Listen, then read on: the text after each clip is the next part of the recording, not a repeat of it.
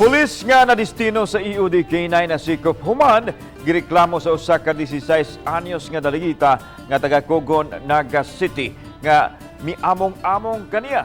Si Police Staff Sergeant Ronald Manlangit ug ang biktima kinahong nag-ila-ila pinaagi sa usa ka online dating app ug nagkasabot nga magkita sa panimay sa pulis sa Kabangkalan, Mandawi City niadtong Domingo. Dito kinahong nahitabo ang pag-among-among sa pulis kaniya.